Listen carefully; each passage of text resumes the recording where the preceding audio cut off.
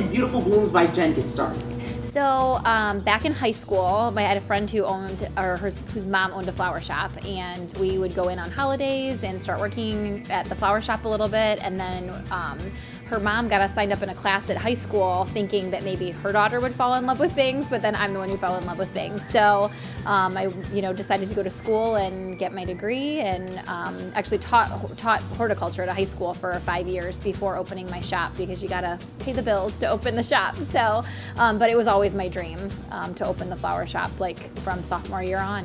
What do you think keeps customers coming back? Of course, every local business has their little niche that keeps people coming back. What's that one for you? So I think it's kind of changed over the years. So initially we were just a wedding business, and we were the fun, creative, different florist, because I was the same age as those brides.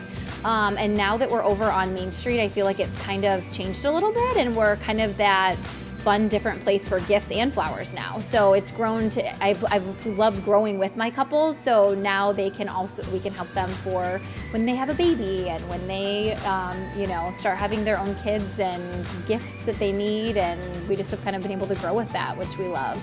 The local business community in the Toledo area is just so strong, especially on Main Street. Yeah. Every business is right next to each other, so Yep. it's kind of like they're all working together really to serve the greater community. So what's that like for you? Yeah, so we have a downtown Sylvania association that has worked really hard to create our Redbird Art Walks on Friday nights, and our different events for the holidays, and we all have meetings once a month, and really it's the retailers who are sitting down and designing these awesome events for everyone. So we just, any way to make it fun and get people in our doors. The COVID-19 pandemic was really hard on small businesses in particular. So, what was that like, that pandemic year like for you, and how did you continue serving the community? Yeah, so what's crazy for us is that people really realized that flowers make people happy during all of this. And so we were extremely lucky that it was kind of like delivering a pizza. As long as we could deliver,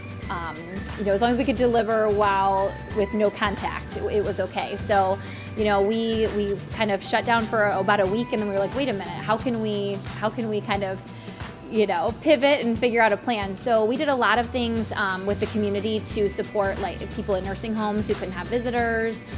We just tried to come up with as creative ideas as we could. We did ding dong dash buckets, where people would come and buy a bucket with 10 little bouquets, and they would go leave them at people's doorsteps, when you can't see your friends.